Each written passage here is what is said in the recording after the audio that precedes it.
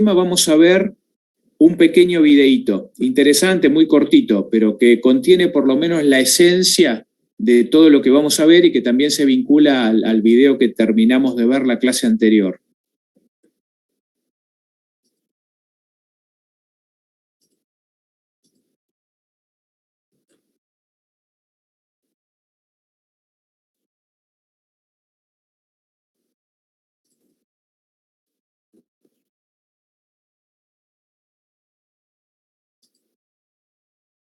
¿Lo pueden ver? ¿Están viendo la pantalla compartida? Sí. Bien. El punto de partida de cualquier proceso de planificación es la visión. La visión tiene que ver con el sueño de la compañía, lo que quiere lograr en el largo plazo.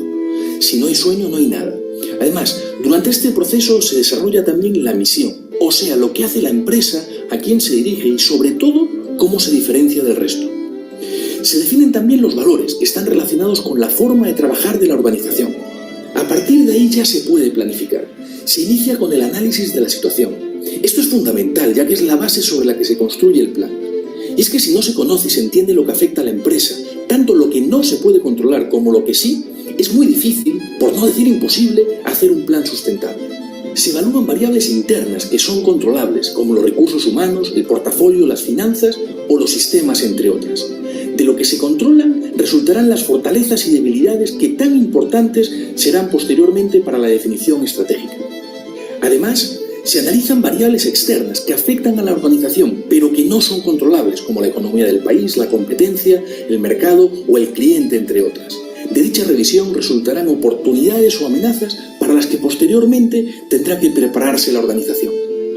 Con todo este trabajo se construye tanto el FODA de la empresa como el de la competencia. Lo analizado anteriormente se resume en un diagnóstico. Y es que en un proceso de planificación es tan importante definir lo que se va a hacer como lo que no se va a hacer. Y esa labor comienza en esta etapa del proceso. Del análisis previo se define lo que hay que aprovechar, o sea, las principales oportunidades y fortalezas de la compañía y las principales debilidades de la competencia y lo que se debe de solucionar, o sea, las principales amenazas y debilidades de la empresa y las fortalezas de la competencia. De todas formas, en esta etapa, lo más importante es definir la ventaja competitiva sostenible en el tiempo, o sea, aquello que hace o que hará diferente a la empresa. Esto es fundamental, porque posteriormente, en el momento de definir las estrategias, por lo menos una de ellas construirá dicha ventaja competitiva sostenible en el tiempo si no se tiene, o la capitalizará si ya se cuenta con ella. Lo importante es que se define de qué manera la compañía se diferencia o se diferenciará del resto. En este momento la organización está preparada para tomar decisiones estratégicas.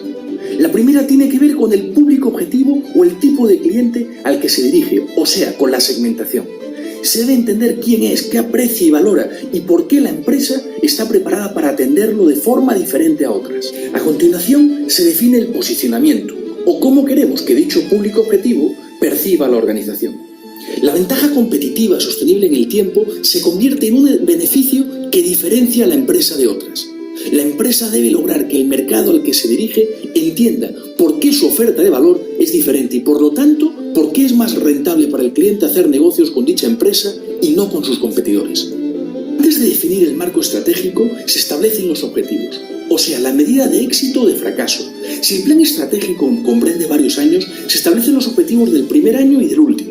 Esos deben ser claros, medibles, alcanzables, realistas y oportunos. Con esto, en cualquier momento del periodo, se debe poder entender si la empresa va o no por el camino adecuado. Además, ayudan a focalizar y a priorizar en lo realmente importante. En este punto, la organización ya está preparada para formular las estrategias. El término estrategia normalmente está relacionado con lo que hace la compañía para lograr algo. Esta definición de estrategia se basa normalmente en una situación actual, en movimiento, definida por una serie de variables internas y otras externas. El problema es que esto lo hacen la mayor parte de las compañías que siguen un proceso de planificación. Entonces falta algo, lo más importante. Estrategia realmente es lo que hace la empresa para diferenciarse del resto. Por lo tanto, estrategia tiene que ver con la priorización y asignación de recursos y con lo que se hace para lograr unas metas. Pero sobre todo, estrategia tiene que ver con la manera en que la empresa se diferencia del resto. Si bien planificar es importante para las organizaciones, igual de importante es el proceso en sí. Durante el periodo de planificación, los ejecutivos pasan tiempo conversando, evaluando, priorizando, definiendo y poniéndose de acuerdo. El trabajo en equipo toma protagonismo y se consigue sentido de propiedad.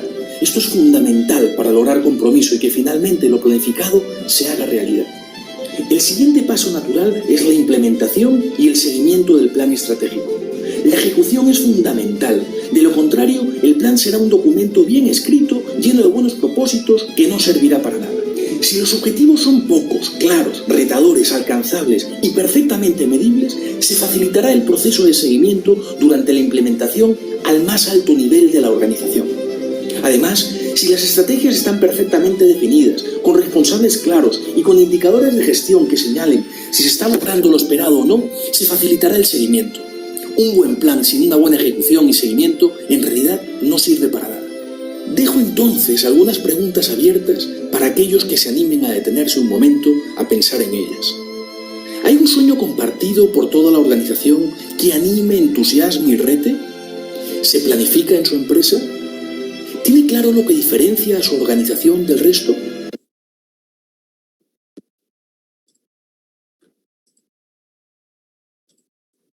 Bueno,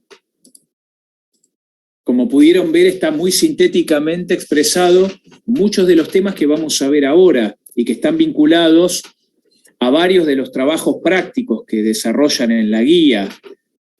En principio, el trabajo práctico número 3 de la guía consiste en un diagnóstico estratégico de una serie de unidades de negocios de una empresa, un análisis matricial, temas que ustedes ya conocen porque ya vieron en algunas de las materias de administración o en más de una, así que va a ser un repaso.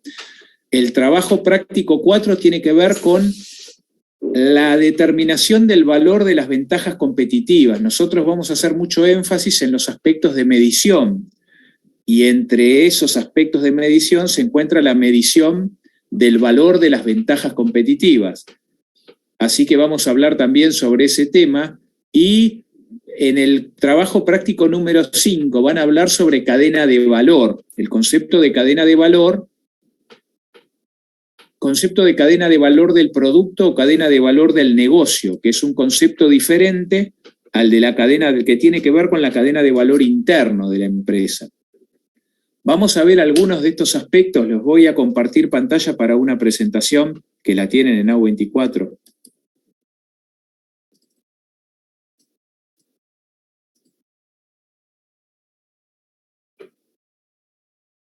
¿Lo pueden ver? ¿Bien? Sí, se ve bien, profesor, y sí estaba en el AU24.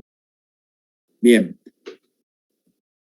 Vamos a ver algunos conceptos que tienen que ver, nosotros vimos recién, ustedes vieron recién en el videíto que necesitamos desarrollar un diagnóstico estratégico, conocido como análisis FODA o análisis DAFO, para poder determinar los objetivos y las estrategias que vamos a seguir. Desde el punto de vista externo, a nosotros nos va a interesar identificar tanto del macro como del microentorno lo que representan, lo que pueden representar para nosotros oportunidades o amenazas. Nosotros podemos definir una oportunidad como un área de necesidad de los compradores en el que una empresa puede tener un desempeño rentable. En realidad, cuando hablamos de oportunidad, es una oportunidad de negocio, poder hacer algo en lo cual podemos tener algún beneficio resolviendo algún problema del consumidor, satisfaciendo alguna necesidad del consumidor, haciéndolo mejor de lo que se está haciendo hoy, o de otra manera. Y amenaza la podemos definir como un reto que presenta una tendencia o suceso desfavorable que, de no tomarse medidas preventivas o contingentes, causará un deterioro en las ventas o en las utilidades.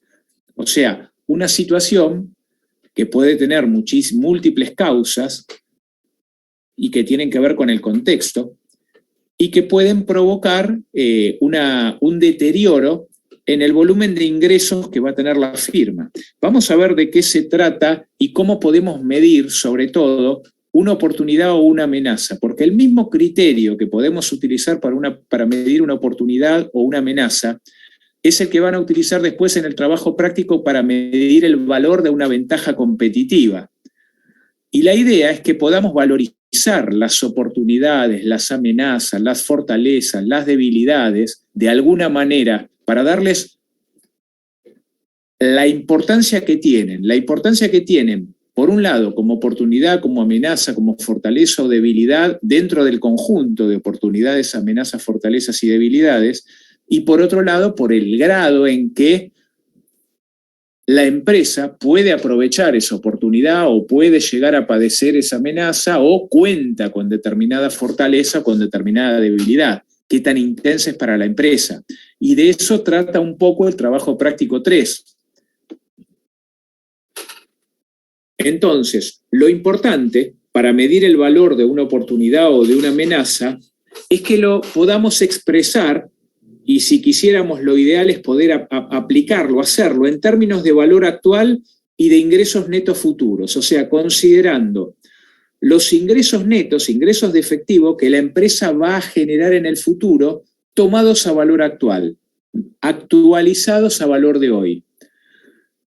Entonces, nosotros podemos medir, si quisiéramos, por ejemplo, una amenaza, como la diferencia entre el valor actual de los ingresos netos que la empresa obtendría en caso de no concretarse la amenaza, o que la amenaza no existiera, y el valor actual de los ingresos netos que la empresa obtendría en caso de manifestarse esa amenaza o ese problema potencial.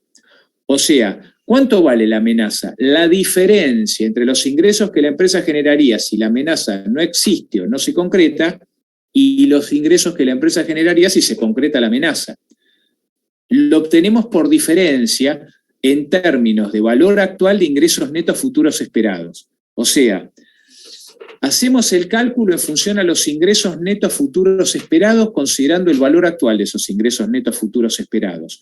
Y el valor de la amenaza va a ser la diferencia entre el valor actual de los ingresos netos futuros esperados sin amenaza, si la amenaza no se concretara o si no existiera, y el valor actual de los ingresos netos futuros esperados que generaría la empresa si se concreta la amenaza. De la misma manera podemos medir el valor de una oportunidad, la diferencia entre el valor actual de los ingresos netos futuros esperados que la empresa generaría si aprovecha una determinada oportunidad, menos el valor actual de los ingresos netos futuros esperados que la empresa generaría si la oportunidad no existiera o no fuera aprovechada. Entonces lo hacemos en términos de valor actual. Cuando ustedes vean el trabajo práctico, desarrollen el trabajo práctico, van a ver que la manera de calcular la ventaja competitiva, más allá de que en el práctico, por una cuestión de practicidad, asimilan ingresos con fluir de fondos, o sea, toman conceptos de vengado como si fueran percibidos, eso lo asimilan a ingresos, eso lo hacen para simplificar. La realidad es que para determinar el valor de la ventaja competitiva, lo que tratan de hacer es estimar la diferencia entre el valor actual de los ingresos netos futuros esperados que va a generar la empresa, menos el valor actual de los ingresos netos futuros esperados que va a generar el principal competidor durante el tiempo que dure esa ventaja competitiva. Porque también es cierto que las ventajas competitivas en general no van a durar nunca para siempre. Van a tener un tiempo de duración.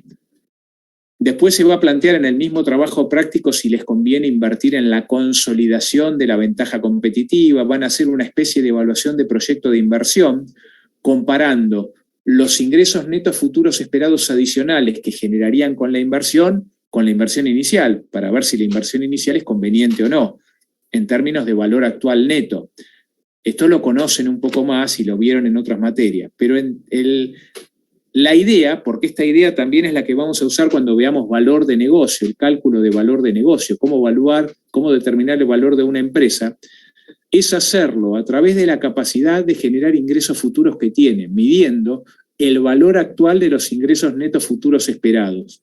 Este es el criterio que vamos a adoptar tanto para medir el valor, o que idealmente debiéramos adoptar, y el más recomendado doctrinariamente, o con las dificultades que tiene, porque es muy difícil estimar el valor de los ingresos netos futuros esperados. Recuerden que cuando hablamos de ingresos netos, hablamos de diferencia entre ingresos y egresos futuros esperados. Pero el tema es estimar los ingresos netos futuros esperados, y tanto en la amenaza como en una oportunidad, como en el valor de una ventaja competitiva, vamos a obtener el valor por diferencia. En el caso de la amenaza, entre lo que generaríamos sin amenaza y lo que generaríamos con amenaza. En el caso de la oportunidad, lo que generaríamos con la oportunidad menos lo que generaríamos si no aprovechamos la oportunidad o no existiese. Y en el caso de la ventaja competitiva, el valor actual de los ingresos netos que generaríamos nosotros respecto o comparado con o menos el valor actual de los ingresos netos que genera el principal competidor. Ese es el valor de nuestra ventaja competitiva, la ventaja que tenemos respecto a él. Bueno, el proceso estratégico. Profesor, disculpe, ¿le puedo hacer una pregunta? Sí. Ahí cuando estamos analizando las oportunidades, todo lo que usted está analizando, ahí podemos utilizar los métodos de hipótesis extrema, los análisis de sensibilidad, el cambio de tasa de descuento, todo esto que aprendimos en finanzas. No te estoy escuchando, un poquito más fuerte, por favor, que no te escuché lo que me preguntaste. Le preguntaba si ahí cuando estamos analizando el FODA, las oportunidades, sí, las amenazas, las debilidades, las fortalezas, si ahí podemos utilizar estos métodos empíricos de la hipótesis extrema, el análisis de sensibilidad, el cambio de la tasa de descuento y todo esto que aprendimos en finanzas. Sí, justamente, la tasa de descuento la tienen que usar para determinar el valor actual de los ingresos netos futuros esperados.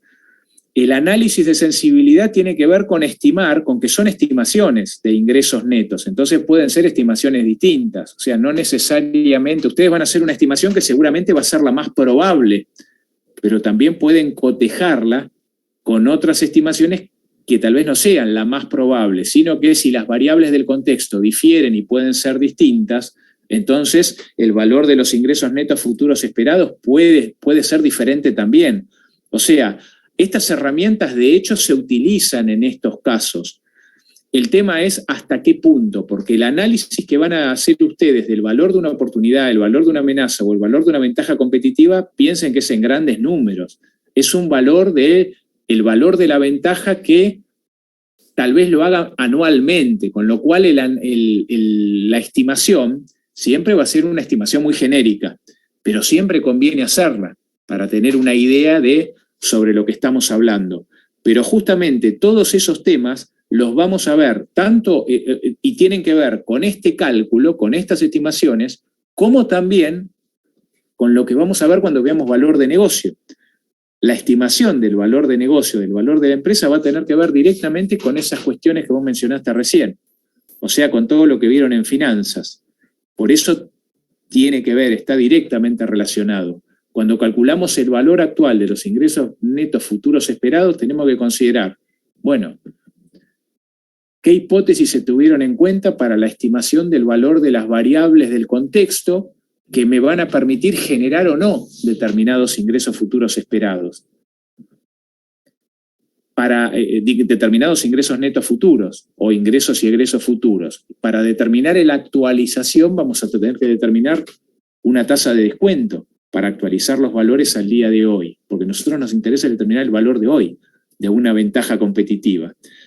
En el trabajo práctico, en el caso de oportunidades y amenazas, no las calcularon de esta manera, sino que hicieron, la empresa directamente les dieron como dato que la empresa hizo una escala de valores donde determinó qué tan importante es cada fortaleza o cada debilidad dentro del conjunto de fortalezas y debilidades, qué tan importante es una oportunidad o una amenaza dentro del conjunto de amenazas y oportunidades, y qué tanto la empresa cuenta con esa fortaleza o puede afectarle esa debilidad, y qué tanto tiene factibilidad de aprovechar esa oportunidad o de que esa amenaza le pueda impactar significativamente. Y entonces ustedes hicieron un doble juego, les piden en el trabajo práctico 3 hacer un doble juego donde ponderan la importancia del atributo de la fortaleza, la debilidad, la oportunidad y la amenaza, multiplicado por la ponderación que tiene para la empresa esa fortaleza, debilidad, oportunidad o amenaza. Es otra manera de hacer la estimación. En ese caso no hicieron el cálculo a través de la estimación del valor actual de los ingresos netos futuros esperados. La recomendación doctrinaria siempre sigue siendo hacerlo en base a la estimación del valor actual de los ingresos netos futuros esperados, pero piensen que estamos hablando de ingresos netos futuros probablemente en varios años, y que es muy difícil estimarlos al día de hoy.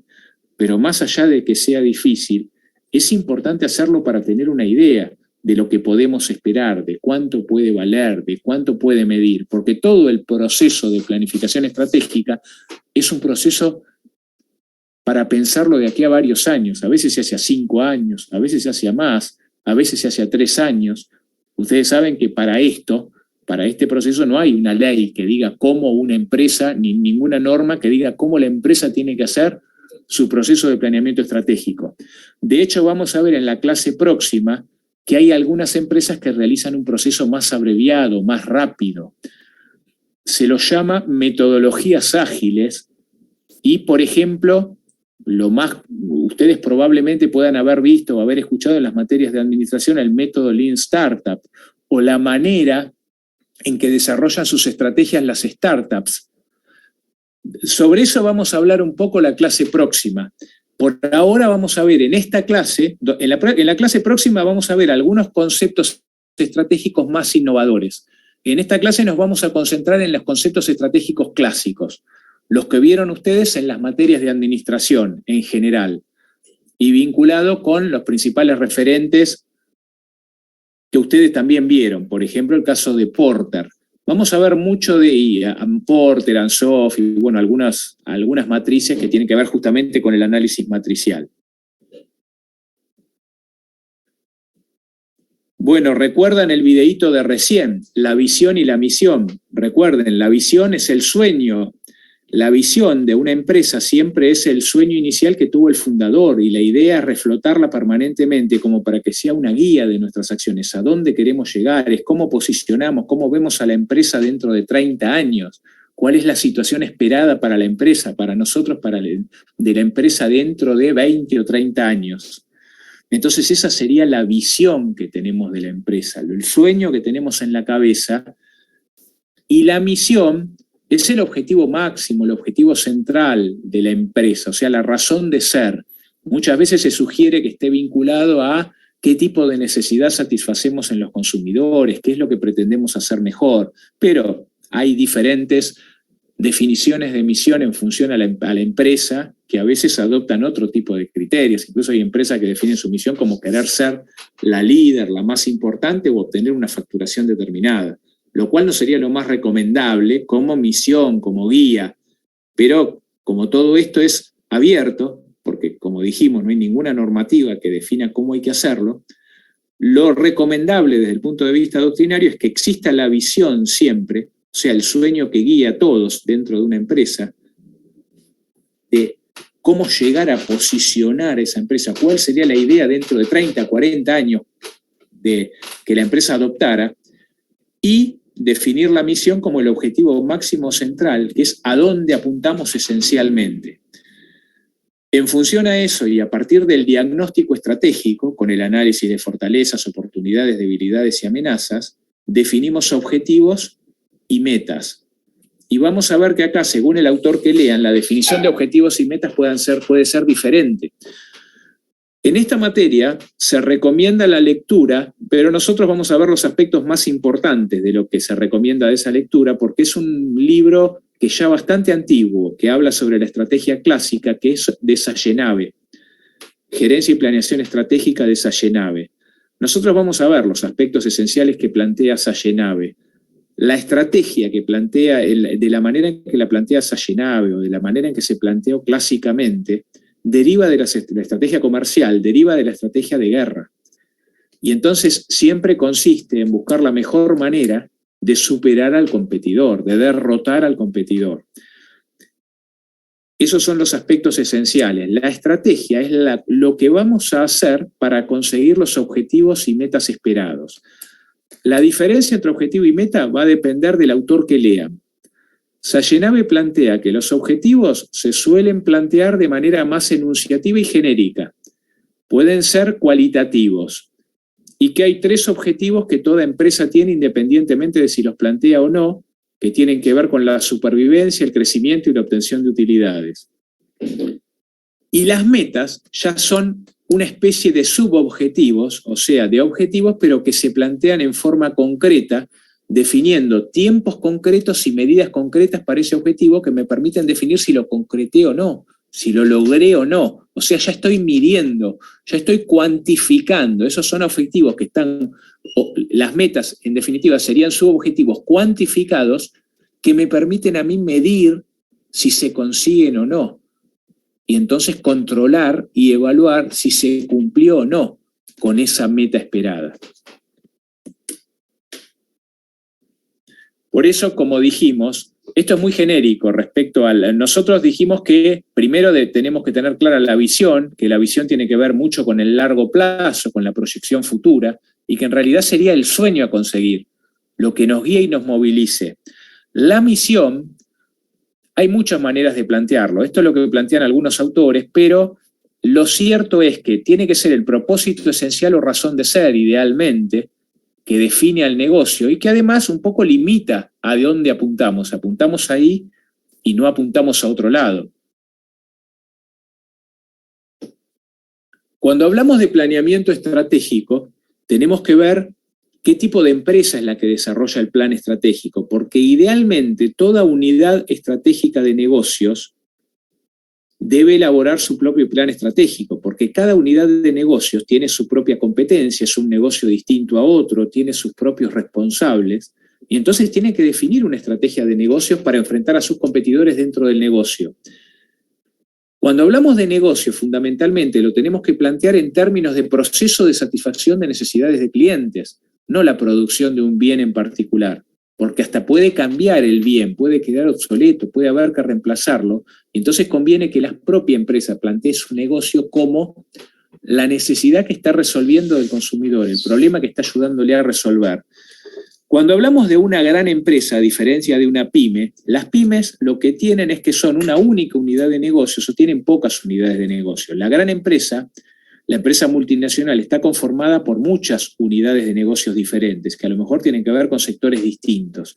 Y entonces tiene que hacer un triple juego de plan estratégico, un plan estratégico corporativo que define un poco cuál es la asignación de recursos para cada división, y a veces las divisiones tienen que ver con los sectores de negocios distintos con los que trabaja o los lugares geográficos donde está ubicado cada uno de esos sectores. Después, una asignación de recursos, un plan de asignación de recursos de tipo divisional para cada una de las divisiones. Habitualmente suelen denominarse divisiones, estas clasificaciones de las unidades de negocios iniciales que hacen las grandes empresas, las empresas más grandes, las grandes corporaciones. Y esas divisiones, por ejemplo, pueden ser por área geográfica, la división de producción de malta de una súper gran empresa que tiene producción de malta en diferentes países, entre ellos Argentina. Hay que ver la división, cómo asigna sus recursos a cada unidad de negocios. Y entonces ya la posibilidad de definir el plan estratégico para la unidad de negocios argentina, que es una unidad de negocios de una división de la corporación, ya tiene un poco más de restricciones, ya no tiene la misma facilidad. La ventaja que tiene la gran empresa, la corporación, es que tiene muchos recursos, es la disponibilidad de recursos, pero desde el punto de vista de la planificación estratégica, a lo mejor puede ser más flexible una pyme para su propio planeamiento estratégico, puede adaptarse mejor a las condiciones del contexto. Le es más difícil a una empresa que forma parte de una multinacional que tiene que contemplar y hacerle entender a las autoridades de la división y de la corporación las características particulares que se viven en un contexto específico. Y esto también tiene que ver con los tiempos para la planificación. Los objetivos, entonces, representan lo que queremos conseguir. Y cuando hablamos de objetivos, genéricamente hablamos de objetivos y metas, porque las metas en realidad serían subobjetivos en la concepción de los diferentes autores. Y la estrategia lo que define es qué vamos a hacer para conseguir ese objetivo, o sea, cómo vamos a conseguir ese objetivo. El objetivo representa un estado futuro deseado, eso representa nuestros objetivos, y las estrategias, nuestro curso de acción, o sea, qué vamos a hacer para poder alcanzarlos. La realidad es que nosotros vamos a tener que hacer un diagnóstico situacional, un diagnóstico estratégico, lo que se llama un análisis de escenario. Para hacer ese diagnóstico vamos a tener que contemplar el escenario, y del escenario, fundamentalmente, lo importante es considerar que ese escenario sobre el cual vamos a identificar las oportunidades y amenazas que para nosotros representa ese contexto, está conformado por un montón de variables que pueden ser relevantes para nuestro negocio. Nosotros vamos a estimar cuál va a ser el comportamiento futuro de esas variables que pueden afectar a nuestro negocio. El tema es que cómo nos impacten o cuál va a ser el valor de esas variables en el futuro. Puede ser, nosotros vamos a estimarlo y vamos a estimar el comportamiento más probable. Vamos a desarrollar nuestra estrategia suponiendo el escenario más probable, pero también tenemos que estar preparados para que ese escenario no se dé, porque es muy probable, muy posible que alguna de las variables que nosotros estimamos con un valor determinado en el futuro pueda tener un valor diferente. Nosotros no podemos ver el futuro o saber lo que va a pasar en el futuro. Hacemos estimaciones. Entonces, nosotros vamos a actuar enfocándonos en el escenario más probable, pero teniendo presente que ese escenario puede cambiar y que la estrategia la podemos tener que modificar y que pueda ser adaptable a otro tipo de escenario si no se concreta aquel que pueda ser el más probable en base a la información disponible. Nosotros, en base a la información disponible, vamos a definir cuál es nuestro escenario más probable de actuación. Pero vamos a tener que estar preparados para cualquier tipo de variación. Esto surge del libro de Sayenave. Sayenave hablaba, todavía en aquella época, piensen que es un libro bastante antiguo, de enfoques de preferencia o enfoques de prospectiva. Todavía se pensaba en aquella época que el futuro era de alguna manera una continuación del pasado y que nosotros si hacíamos inferencias estadísticas de lo que venía pasando en el futuro y las proyectábamos de lo que había pasado en el pasado y las proyectábamos al futuro, podíamos obtener el valor de las variables en el futuro. Hoy se sabe que eso no es así. Hoy, de hecho, y estamos siendo testigos de que el mundo está viviendo cambios muy abruptos, muy disruptivos, permanentes, y que el valor de muchas variables cambia de una manera significativa y abrupta. Antes el escenario mundial era mucho más previsible que ahora. Hace 20, 30 años el escenario era bastante más previsible. No había cambios tan abruptos. Hoy la innovación permanente, desde el punto de vista tecnológico, pero además los cambios contextuales, las situaciones que fueron ocurriendo que tienen que ver con las grandes crisis económicas y con un montón de otros factores, con los temas que tienen que ver con el tema ecológico, el tema ambiental, temas de salud, bueno, una serie de factores, hacen que hoy se utilicen enfoques de prospectiva. En realidad estamos considerando el valor de cada una de las variables que conforman el escenario en forma independiente y particular. No consideramos que ese valor va a tener que ver con lo que pasó antes. Usamos lo que pasó en el pasado para que nos dé una idea, o sea, tenemos en cuenta cuál fue el valor de esas variables en el pasado para estimar el valor en el futuro, pero no es que nos basamos únicamente en el comportamiento que vienen teniendo antes. Analizamos específica y particularmente para cada caso la probabilidad de ocurrencia de determinado valor de la variable que conforma el escenario. Entonces hoy usamos siempre enfoques de prospectiva.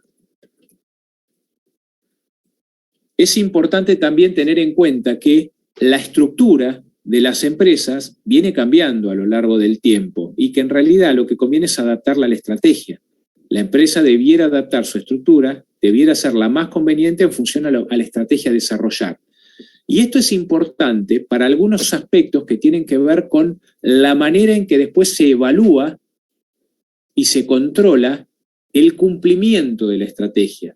Y esto es a través de otras herramientas que vamos a ver también en el desarrollo de la cursada, que son, por ejemplo, los presupuestos, los tableros. Y habitualmente este tipo de herramientas, presupuestos o tableros, suelen elaborarse por área de responsabilidad. El área de responsabilidad, ustedes vieron algo de contabilidad por áreas de responsabilidad en contabilidad 5. En realidad suelen armarse los presupuestos y muchas veces los tableros por áreas de responsabilidad. Y las áreas de responsabilidad dependen de la estructura de la empresa. Por eso es importante armar una buena estructura, porque después la ejecución de la estrategia, el cumplimiento de lo que se ha definido, se va a ir monitoreando probablemente por área de responsabilidad, contemplando, lo cual revela la importancia de armar adecuadamente la estructura organizacional.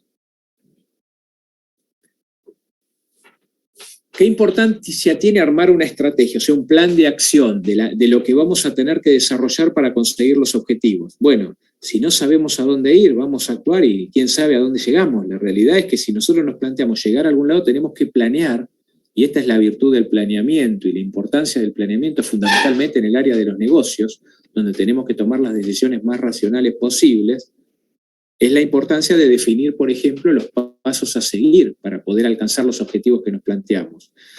Y además, cuando nos planteamos un curso de acción, también estamos planteando que los recursos se van a tener que orientarse a ese curso de acción y no se van a orientar a otro.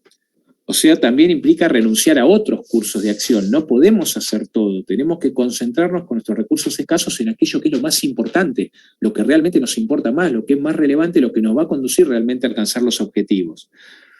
A veces las estrategias se definen bien, pero no se ejecutan bien, porque a lo mejor se considera que tienen que estar en la cabeza de los que armaron la estrategia, que a lo mejor son los directivos de la empresa y no se comunican al conjunto, a todos los empleados. Y la realidad es que todos los empleados tienen que saber a dónde se dirige la empresa y qué quiere hacer y qué quiere lograr, para poder actuar en función a eso y definir, tomar las decisiones más convenientes en función a esas necesidades. A veces el presupuesto no se ajusta a la estrategia. Cuando se trabaja con presupuesto, que lo que debiera ser el presupuesto es una traducción de la estrategia. Bueno, ¿cómo vamos a hacer la estrategia? El presupuesto concreto, a ver, por área de responsabilidad, ¿qué tiene que hacer cada área y cada persona dentro del área para concretar lo que nos planteamos en la estrategia?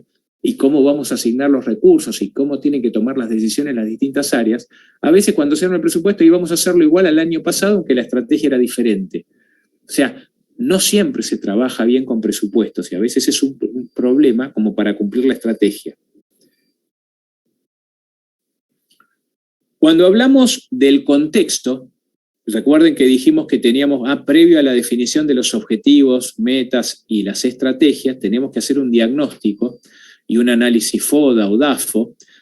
Ese análisis para la identificación de las oportunidades o amenazas tenemos que hacerlo en el macroentorno y en el microentorno. Cuando hablamos del macroentorno, fundamentalmente nos va a interesar los aspectos macro que van a ser relevantes para nuestro caso, para la empresa en particular con el que estamos trabajando, para nuestro cliente. Entonces van a ser los aspectos demográficos, económicos, naturales, tecnológicos, políticos, legales o socioculturales más relevantes. En la guía de trabajos prácticos, eso ustedes lo tienen, el armado de un análisis macro y de los aspectos macro más relevantes para una empresa en particular, con lo que se denomina un análisis PESTEL, que no es otra cosa que un análisis macro. El análisis PESTEL es un análisis político, económico, social, tecnológico, ecológico y legal. Por eso se llama PESTEL. Básicamente es la contemplación de las variables macro que pueden tener impacto más significativo en nuestra empresa. Es muy importante hacer un análisis macro, pero también va a ser muy importante el análisis del microambiente, porque en realidad el microambiente apunta a aquellas empresas, aquellas organizaciones y aquellos aspectos que más vinculados están con la actividad de nuestra empresa y por ende que más impacto tienen. Normalmente el análisis micro siempre se recomienda hacerlo, el análisis estratégico micro, a partir de el esquema del sistema competitivo de Porter, que si bien es antiguo, sigue teniendo absoluta vigencia.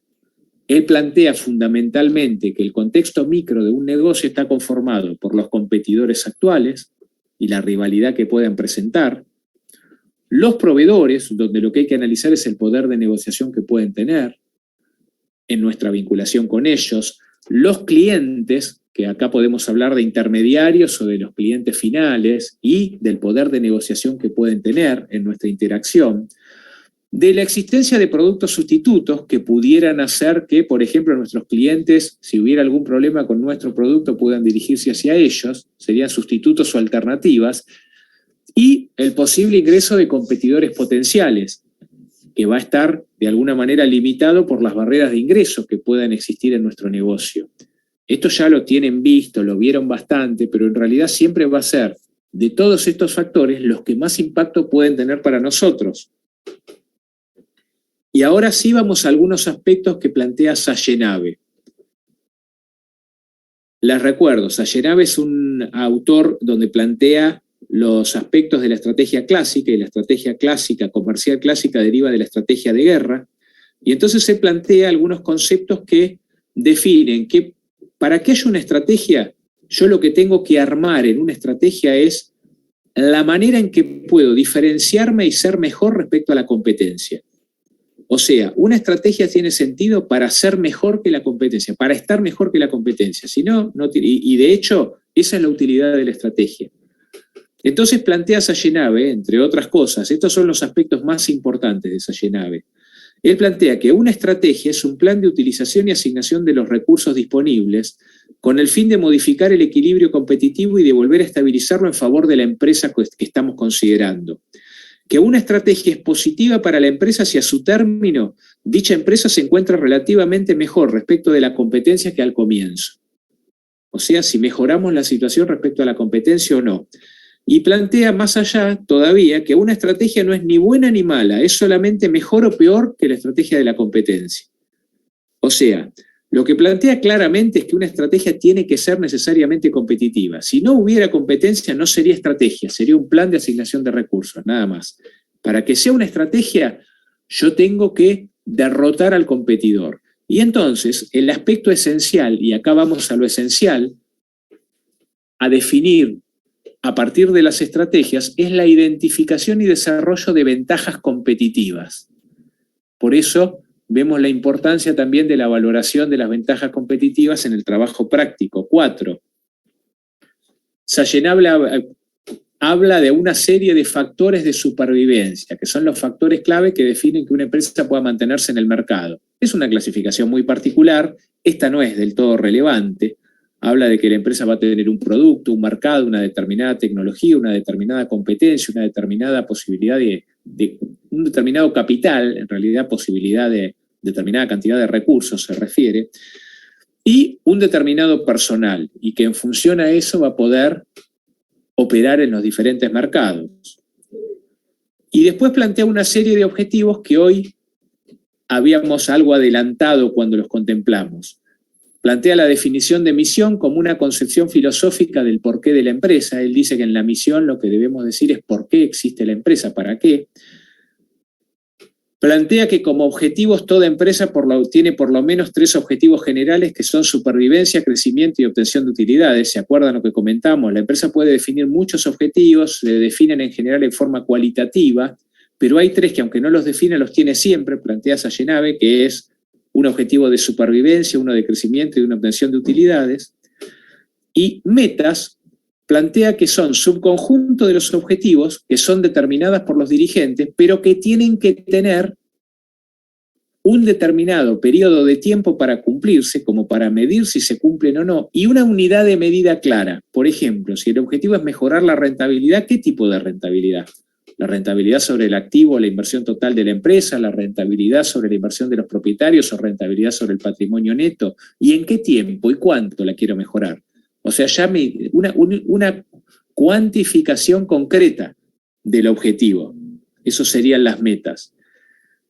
Y otra de las cuestiones que plantea Sayerabe son estrategias de supervivencia para las empresas. Cualquier empresa que enfrenta alguna situación problemática, alguna situación en un contexto que no es la mejor, plantea que debiera desarrollar 3 estrategias simultáneamente. Una estrategia de refuerzo de su situación, o sea, mejorar su situación todo lo que puede, pero al mismo tiempo un redespliegue, que sería un reacomodamiento, un dirigirse, por ejemplo, a nuevos negocios, a otros negocios, a otro tipo de mercados, mientras gana tiempo en el mercado actual que no le está yendo bien, y una acción política que en realidad tiene que ver con una presión a través, por ejemplo, de las organizaciones del sector, por ejemplo, al gobierno de turno, o a través de presionar para que se determinen una serie de medidas que protejan un poco al negocio en una situación de necesidad o cuando el negocio no está funcionando bien, para ir ganando tiempo y para ir dirigiéndose y replegándose a otros mercados o mejorar la situación si eso pudiera ser posible dentro del negocio.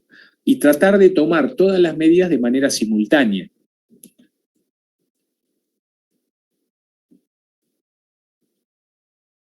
Bueno, obviamente cuando hablamos de control estratégico, esto tiene que ver fundamentalmente con la medición de las estrategias que vamos a desarrollar y cómo vamos a evaluar si se cumplen o no. Vamos a hablar mucho sobre control estratégico en las próximas clases. Hay una matriz muy importante que tiene que ver justamente con el desarrollo de ventajas competitivas, que es la matriz de estrategias genéricas de Porter. Esta también ya la vieron, tiene que ver con el análisis matricial, lo van a ver en el trabajo práctico 3, pero básicamente, y en algunos otros también, pero la virtud de esta matriz es que a pesar de los tiempos, de los años que lleva, sigue siendo totalmente vigente. Y lo que plantea esta matriz es que básicamente una empresa puede competir por liderazgo en costos, o sea, bajar sus costos, minimizar sus costos y, por ejemplo, cobrar el mejor precio del mercado, el precio más bajo, o diferenciarse en algún aspecto particular, y esa diferenciación puede ser en un ámbito global o particular dirigiéndose a un segmento de mercado específico, porque una empresa puede concentrarse en un segmento o grupo de consumidores que tienen necesidades y deseos que son comunes entre sí, diferentes de otros, por eso conforman un segmento distinto, y al ser la que mejor atiende a determinado tipo de segmento. ¿Cuál es la virtud de esta matriz? Y básicamente la virtud de esta matriz hasta el día de hoy, les diría yo, es qué tan importante cuando hago una estrategia es diferenciarme. La realidad es que cuando un negocio lo único que hace es imitar o copiar a otro que actualmente existe, puede llegar a andar bien mientras el mercado esté en crecimiento. Pero cuando el mercado empieza a caer o ya no está en crecimiento, los primeros que quedan afuera de cualquier mercado son los que no lograron ninguna diferenciación. O sea, los negocios que son imitativos, competitivos. Si una empresa lo único que hace es hacer lo mismo que las demás, copiar a otra, cuando el mercado empieza a caer es la primera que va a quedar afuera. Porque las que terminan quedando, cuando el mercado empieza a declinar, son las empresas que lograron posicionarse, que lograron diferenciarse, o sea, que lograron alguna diferencia, alguna preferencia por parte del consumidor, las que consiguieron ventajas competitivas sostenibles. Esas son en general las empresas que van a poder quedar en el mercado. Y esto se puede ver en los negocios de moda, que primero, cuando está en crecimiento, bueno, aparecen por todos lados, pero después los que terminan quedando únicamente cuando se acaba la moda, estos negocios tienen un ciclo de vida más rápido que otros, por eso es más fácil de verlo. Todos los que eran imitativos, los que aprovecharon la oportunidad en el momento cuando el mercado crecía, son los primeros que quedan afuera. Y los que terminan quedando son los que lograron diferenciarse. Por eso la estrategia fundamentalmente debe ser diferenciadora, por eso esos aspectos que tienen que ver con los comentarios de Sayenave o esta matriz, y la importancia de desarrollar ventajas competitivas. Bueno, algunos procesos empresariales básicos, fundamentalmente hoy, tienen que ver con los procesos de generación y comunicación de información de inteligencia. ¿Cuál es la información de inteligencia o a qué se suele llamar información de inteligencia? Información del contexto. Las empresas que mejor monitorean el contexto, fundamentalmente la competencia, pero además todos los aspectos del macro y microentorno que tienen relevancia en la actuación de la empresa, están más preparadas para responder más rápido ante cualquier situación que pudiera generar una oportunidad o una amenaza. Hay empresas que trabajan con mucha información de contexto, que se preocupan por generarla de manera permanente, y hay empresas que trabajan con la información que generan ellas nada más, y no miran el contexto y lo que está pasando en el contexto. Y entonces quedan en desventaja al momento de tomar decisiones. Por eso es importante hoy entender que toda empresa debe generar información del contexto, plantearse qué información del contexto es relevante y la tengo que relevar permanentemente. Por ejemplo, estudiar a la competencia, cómo hacerlo, y de qué manera voy a obtener los datos. Y cuándo lo voy haciendo, y cómo lo voy a hacer, y cómo voy a cargar esa información, y cómo esa información me va a permitir generar informes adecuados para la toma de decisiones. Entonces, uno de los procesos claves es el proceso de generación y comunicación de información de inteligencia. Otros son los procesos de innovación. La realidad es que cada día generar ventajas competitivas, o las ventajas competitivas que pueden generarse duran menos, porque cada vez se buscan imitar más. Las empresas buscan imitar las ventajas competitivas de los demás para que ya no sea una ventaja y generar ventajas nuevas. Entonces cada vez son más importantes para las empresas los procesos de innovación, buscar diferenciarse, buscar lograr una ventaja distinta.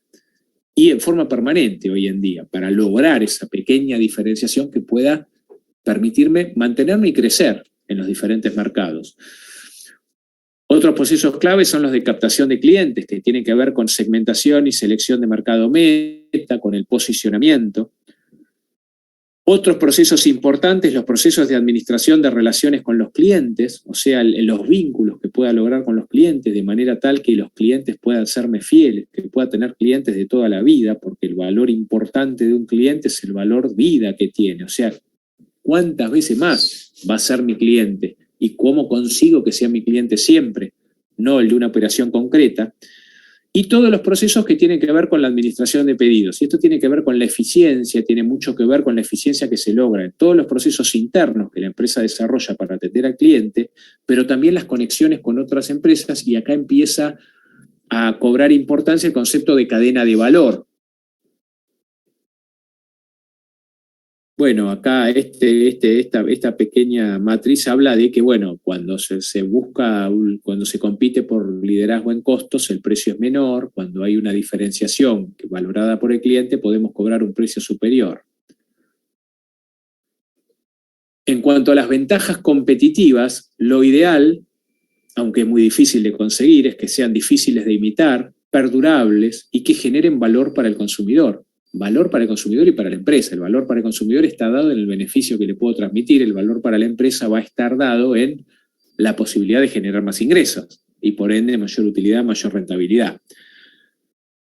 Acceder a primero un avance tecnológico, la belleza, se supone que son ventajas comparativas, digamos. No son sostenibles en el tiempo. Se van a tener por un tiempo y durante el tiempo que los soy el primero que accedió a un avance tecnológico. Eso me va a durar, pero no va a ser algo que me va a durar toda la vida. Las ventajas competitivas más importantes, más durables, se sustentan en la confianza, la credibilidad, la imagen. Por ejemplo, el valor que tiene la Universidad de La Plata como marca, esencialmente, y lo que representa, tiene que ver con justamente la confianza, la credibilidad que generó esa imagen a lo largo del tiempo y durante muchos años. Bueno, acá vamos a empezar a hablar sobre los conceptos de cadena de valor. Ustedes lo vieron. Así que muy brevemente hablamos de las actividades primarias y actividades de apoyo de Porter, la identificación de las actividades internas como para ver de qué manera la empresa podía desarrollar mejor sus actividades y obtener ventajas competitivas en lo que hace internamente. Esta es la cadena de valor interna. Vamos a hablar un poquito más luego. Pero a nosotros nos va a interesar el otro concepto de cadena de valor y que tiene que ver con lo que ustedes van a desarrollar en el trabajo práctico 5, que es la cadena de valor del producto o cadena de valor del negocio. Donde acá la cadena de valor tiene un enfoque externo y la empresa que analizamos es solamente un eslabón de toda esta cadena. Nosotros podemos definir a la cadena de valor del producto o del negocio como el conjunto interrelacionado de actividades creadoras de valor que se extiende durante todos los procesos que van desde la consecución de fuentes de materias primas para proveedores hasta que el producto se entrega finalmente al consumidor y considera incluso la utilización posterior por parte de éste. O sea, cuando hablamos de una cadena de valor, hablamos desde que se genera la primera materia prima para el producto hasta que el producto llega al consumidor final y considerando incluso toda la utilización del consumidor, todo el ciclo de experiencia del consumidor, desde que recibe el producto, desde que lo compra y lo recibe, hasta que lo termina eliminando. Todo analizamos en la cadena de valor. Y entonces en la cadena de valor aparecen proveedores, fabricantes, intermediarios comerciales hasta llegar al cliente, o sea, participan una serie y las empresas que brindan servicios, con lo cual hay un conjunto de organizaciones que intervienen en una cadena de valor y las cadenas de valor que funcionan bien son las que pueden aceitar esos vínculos y las que pueden trabajar más eficientemente.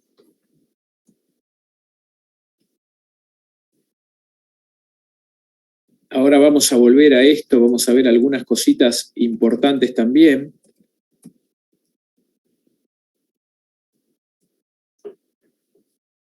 Dentro del análisis matricial, otra matriz importante es la que se conoce como matriz de Ansoff o matriz producto-mercado. En realidad, lo que plantea esta matriz son estrategias de crecimiento. ¿Cómo puede crecer una empresa? Y puede crecer a través de la penetración en el mercado, o sea, vendiendo más en mercados actuales. Una empresa puede vender más mejorando, por ejemplo, el producto o disminuyendo el precio, mejorando las estrategias de distribución o de comunicación. De alguna manera, cualquiera de cualquiera de esas acciones estratégicas puede lograr a la empresa hacerla vender más, tener un crecimiento en ventas en el mercado actual, con productos actuales en mercados actuales. Ahora, también pudiera desarrollar nuevos productos que estén vinculados a los actuales para venderle a los mismos clientes que le está vendiendo hoy. O pudiera desarrollar nuevos mercados para los productos de hoy, por ejemplo, dirigirse a otro tipo de áreas geográficas. Estos tres cuadrantes, penetración de mercado, desarrollo de producto, desarrollo de mercado, son estrategias llamadas de crecimiento intensivo, donde una empresa puede crecer de esta manera, en mercados actuales con productos actuales o haciendo productos vinculados a los actuales o desarrollando nuevos mercados para los productos actuales. Después, la otra manera de crecer pudiera ser a través de la diversificación, que es desarrollar productos nuevos para mercados nuevos. Vamos a hablar un poquito más de diversificación ahora, pero la otra estrategia de crecimiento que puede tener una empresa es la estrategia de crecimiento integrado. Nosotros hablamos recién de la estrategia de crecimiento intensivo. En una estrategia de crecimiento integrado se toma un atajo y la empresa logra el crecimiento asociándose o adquiriendo o comprando, por ejemplo, algún proveedor, algún intermediario comercial, o, por ejemplo, adquiriendo algún competidor, vinculándose o asociándose o adquiriendo algún competidor. Estas son estrategias de crecimiento integrado con integración para atrás o integración para adelante. Y en cuanto a las estrategias de diversificación o de crecimiento diversificado, a veces hay algunas sinergias con los negocios actuales. Yo cuando hablo de diversificación me dirijo a un mercado nuevo, distinto al actual, pero en una diversificación concéntrica aprovecho la tecnología que estoy utilizando hoy o la imagen que tengo hoy, las variables de marketing que desarrollé importantes hoy me pueden servir. Entonces tengo una sinergia con el negocio actual. En una estrategia de diversificación horizontal, yo voy a otro negocio muy distinto al actual, pero a lo mejor muchos de los clientes que tengo hoy los puedo aprovechar y pueden ser clientes del nuevo negocio, aunque no tiene vinculación con el negocio actual. En una estrategia de diversificación en conglomerado, yo ya trabajo con productos nuevos, clientes nuevos y tecnologías nuevas. O sea, me trato de crecer a través de dirigiéndome a nuevos negocios que no tienen ninguna vinculación con el negocio actual y no puedo desarrollar ninguna sinergia. Bueno, otra de las matrices que van a ver en el trabajo práctico 3, estas las que vimos son las matrices que tienen que conocer, las más importantes. Es la matriz BCG, o matriz de crecimiento-participación. Ustedes ya la vieron seguramente en materias de administración, y recuerden que, vamos a recordar que esta matriz servía para posicionar a las unidades de negocios de una empresa, fundamentalmente para evaluar, normalmente en una empresa multinacional que trabaja con varias unidades de negocios o las grandes empresas, si tiene una cartera de negocios equilibrada, o sea, negocios que son generadores de fondos, equilibrado con negocios que están en negocios que requieren muchos fondos para crecer, y si tiene negocios que están en su etapa final, pero también otros que están en su etapa intermedia o en su etapa inicial, de manera de tener una cartera equilibrada para que cuando un negocio se termine, porque esta matriz está directamente vinculada con el ciclo de vida de los negocios, introducción, crecimiento, madurez, declinación, la empresa tenga que aferrarse o a qué otra unidad de negocios se esté desarrollando. Los ejes de esta matriz: en el eje X está la participación relativa de mercado, en el eje Y la tasa de crecimiento. La participación relativa de mercado, en realidad se acuerdan que se calculaba como las ventas de la empresa dividido las ventas del principal competidor. La tasa de crecimiento, se acuerdan que tenía que ver con las ventas del último año menos las ventas del año anterior dividido las ventas del año anterior. Y eso se compara con la tasa de crecimiento promedio del mercado. Se calcula para cada unidad de negocios y se compara con la tasa promedio del mercado. Por eso podemos identificar a través de estos parámetros 4 cuadrantes en la matriz: el cuadrante dilema, el cuadrante estrella, el cuadrante vaca lechera y el cuadrante perro. En una situación ideal, el negocio pasa de dilema a estrella, de estrella a vaca lechera, y en definitiva, cuando se termina cesando como negocio, se puede transformar en un perro. Los negocios dilema son aquellos negocios donde tengo baja participación en un mercado muy atractivo, de alto crecimiento. Se supone que el mercado es muy atractivo y yo recién arranco. Para poder ganar ahí tengo que ser líder en ese mercado, para poder quedar y para poder transformarme en un negocio vaca lechera. Entonces, lo que tengo que plantearme para mis negocios dilema es invertir mucho. Invertir con todo, jugármela, acá me la tengo que jugar. Y si no me voy a jugar, mejor dejarlo, no invertir más y dejarlo. O sea, en los dilemas yo me tengo que jugar, en desarrollarlos para tratar de conseguir el liderazgo en el mercado. Son negocios que requieren muchos fondos, requieren mucha inversión. Los negocios estrella, en el negocio estrella yo ya estoy en un mercado que sigue siendo muy competitivo, de gran crecimiento, muy atractivo, pero donde logré una gran participación. Entonces genero también muchos ingresos. El tema es que en estos negocios yo todavía no puedo distribuir nada, tengo que reinvertir todo lo que el negocio genera en el propio negocio para mantener ese liderazgo, mantenerlo. No, yo me tengo que transformar cuando el negocio empiece a decaer, cuando ya el crecimiento, cuando ya no sea tan atractivo, cuando ya no sea de tanto crecimiento, me tengo que transformar en una vaca lechera, que sería aquel cuadrante que involucra los negocios con alta participación en el mercado, donde ya tengo una alta participación en el mercado, pero ya no son tan atractivos, con lo cual son muy generadores de ingresos, son los que quedaron de los buenos que quedaron, y en realidad generan una caudal de ingresos que lo puedo aprovechar, por ejemplo, para los dilemas, que lo necesitan, para volver a posicionarlos. Se dice vaca lechera, el símbolo de vaca lechera económico es que la vaca la pongo en el campo, come sola, después la corto y me da carne y no tengo que hacer demasiado, entonces me genera un caudal importante. Esa es la concepción económica, lo mismo que la concepción económica del perro, también a veces denominado peso muerto, que en realidad sería el negocio donde tengo baja participación y el mercado ya no es atractivo, bajo crecimiento. El símbolo del perro es que no me da nada y le tengo que dar de comer, lo tengo que mantener. Bueno, esas cosas es la concepción económica. Y la idea por ahí en los negocios perros es que mientras me genere algún ingreso, mantenerlo, lo tenga por algún otro motivo, porque esté estorbando a algún competidor, pero si no, lo tengo que eliminar. Esas son las recomendaciones estratégicas para los 4 cuadrantes de la matriz.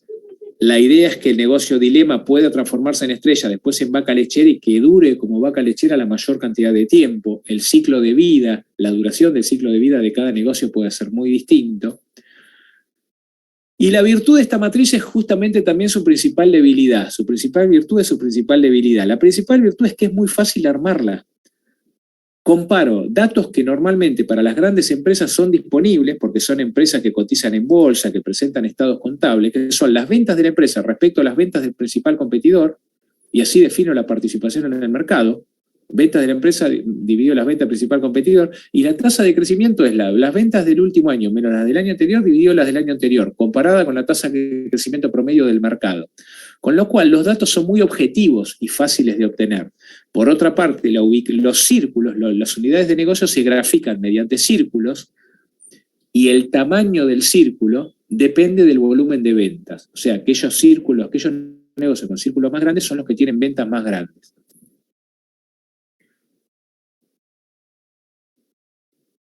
Les dije que la principal virtud, que justamente es la objetividad, cualquiera la puede armar, es muy fácil de armar y fácil de posicionarlo, su principal debilidad. ¿Por qué?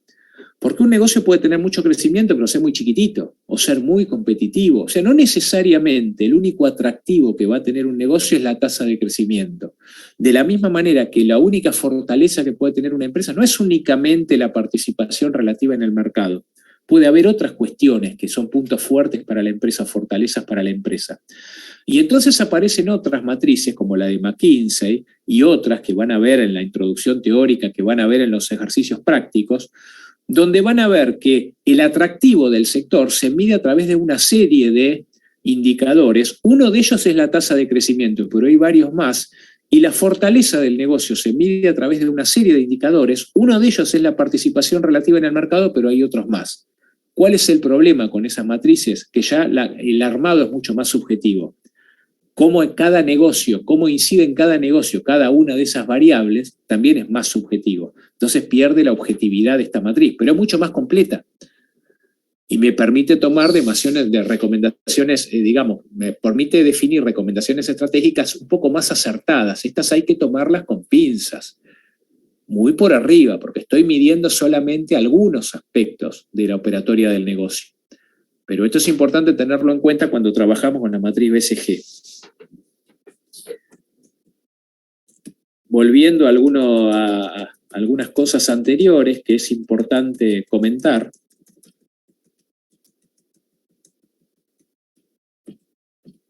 Esto tiene que ver con la evolución de las prácticas empresariales, lo que ha pasado en los negocios en los últimos 30 años. La forma de estructura. La estructura del negocio se fue adoptando cada vez más a la estrategia y cada vez de una estructura que era esencialmente o casi siempre se armaba por funciones o por productos, hoy ya se arma mucho la estructura de las empresas, se arma por segmentos de clientes, por clientes o por segmentos de clientes. Esto es importante, está cambiando la estructuración de las empresas y la estructura es algo absolutamente libre, no hay nada normado respecto a las estructuras. De la fabricación propia a la tercerización. Antes las empresas se concentraban en todo lo que podían armar y querían ser las más completas para estar en todo lo que tenía que ver con su negocio. Hoy, algunas empresas como Nike, y la mayoría, prefieren concentrarse en lo que mejor saben hacer y tercerizan todo lo demás. Nike se concentra en posicionar adecuadamente la marca, desarrollar el diseño y la estrategia de comercialización de sus productos y de comunicación, pero terceriza todo lo demás, incluso la fabricación. Fabrica los productos en los países donde más le conviene, a lo mejor por los costos de mano de obra, por los costos de los materiales. Se cuida de que el proceso sea adecuado y que el diseño se respeten los patrones de diseño, pero terceriza todo aquello que no considera esencial. Y eso es lo que la mayoría de las empresas están haciendo hoy. Se concentran en lo que mejor saben hacer y tratan de tercerizar todo lo demás. De trabajar con muchos proveedores a trabajar en alianzas estratégicas con pocos proveedores o cadenas de valor. Bueno, hoy están surgiendo cada vez más cadenas de valor que implican vinculaciones con proveedores, a veces con intermediarios comerciales, donde todo el proceso se esquematiza, se programa, la comunicación se da a través de Internet, habitualmente en extranet que vinculan a estas empresas entre sí, y se busca la mayor eficiencia posible y se deja de perder tiempo y plata en aspectos que no son importantes y que no agregan valor. Por ejemplo, controlar que el proveedor entregó toda la mercadería que se le pidió, que está en término, que está toda completa, el tiempo por ahí para almacenarla. A lo mejor el mismo proveedor ya sabemos que siempre nos cumple, que nos va a traer lo que necesitamos, que la va a traer en el momento en que se la pedimos y hasta la puede ubicar en el lugar que ya sabe que la tiene que ubicar. Y entonces ahorramos un montón de tiempos a través de aceitar mejor esta vinculación. Hoy las empresas ya no buscan competir o hablar con distintos proveedores a ver quién le da el mejor precio, sino buscan concentrarse en tener una vinculación con uno, donde las economías se logran a través de la eficiencia y que se da en el vínculo entre estas empresas, en lo que se llama el armado de buenas cadenas de valor, y en función a eso logran la ventaja competitiva, porque logran mucha ventaja a través de esta vinculación, esta eficiencia. Prefieren trabajar con el mismo proveedor durante varios años, se hacen contratos por varios años con el mismo proveedor, que mientras se mantenga el proveedor cumpliendo como tiene que cumplir, es un acuerdo beneficioso para las dos partes. De confiar en fortalezas pasadas a innovar para descubrir nuevas. Bueno, esto tiene que ver con que cada vez duran menos las ventajas competitivas y entonces son cada vez más importantes los procesos de innovación, como comentábamos hoy. De poner énfasis en los activos tangibles a ponerlo en los intangibles. Algo de esto comentamos la clase pasada, pero hoy las empresas son conscientes de que a veces los activos intangibles tienen valor más importante que los tangibles para la empresa, que los bienes físicos. Principalmente la marca, la base de datos de clientes, o sea, los clientes que son fieles, los clientes con los que logró cierta fidelidad, algunos empleados que a lo mejor tienen una capacidad extraordinaria operativa y eso no se mide tampoco en los estados contables. Estamos hablando de activos que habitualmente no están en los estados contables. Un know-how, un conocimiento, una forma de desarrollar la actividad comercial que es innovadora y que generó la empresa, ideó, a veces se puede expandir a través de, por ejemplo, franquicias, con estrategias de distribución especiales como franquicias. De atraer clientes a través de puntos de venta, ofrecer los productos en Internet. Bueno, esto ya venía con un crecimiento amplio, sobre todo en la operatoria entre empresas, también con el consumidor final, pero esto tuvo un crecimiento exponencial con la pandemia. Hoy en día hay negocios, hay empresas que son exclusivamente empresas de Internet. De perseguir transacciones rentables a centrarse en el valor a lo largo del ciclo de vida de los clientes. Otra de las cosas importantes, se empezó a tener en cuenta o a darse cuenta, empezaron a darse cuenta las empresas de que no es importante un cliente en particular, a un operatorio, sacar el mejor jugo a un operatorio en particular, sino tener un cliente toda la vida. Lo importante es que sea mi cliente toda la vida. De concentrarse en indicadores financieros a concentrarse en indicadores no financieros. Quizás la mejor expresada esta frase de concentrarse en indicadores monetarios a concentrarse en indicadores no monetarios hubiera sido mejor, porque no es que solamente apunta al financiero de ingresos y egresos de fondos, apunta que cada vez se trabaja más para evaluar y monitorear el cumplimiento de una estrategia con indicadores que son monetarios pero no son numéricos, con indicadores que son, al revés, que son numéricos, que son cuantitativos, pero que no son monetarios. O sea, no trabajo con valores, estado de ventas, indicadores de rentabilidad. No es que voy a dejar de trabajar con eso, pero esos son efectos. Lo que voy a medir es, ¿el cliente está satisfecho? ¿Los tiempos de entrega al cliente son los adecuados? ¿La participación en el mercado es la que yo esperaba? ¿El índice de abandono de clientes está funcionando bien? ¿Qué pasa con los clientes que me abandonan? ¿Por qué me abandonan? O sea, voy a empezar a medir un montón de otras cosas que son claves para el negocio. ¿Los empleados están satisfechos? ¿Los empleados tienen cada vez que lo necesitan la información que necesitan para tomar todas las decisiones y la tienen toda la información completa que necesitan y la tienen en el momento en que la necesitan? O sea, me empiezo a evaluar un montón de otros factores a través de indicadores. Los transformo en indicadores numéricos. Por eso hablamos de mediciones contables, pero no son monetarias.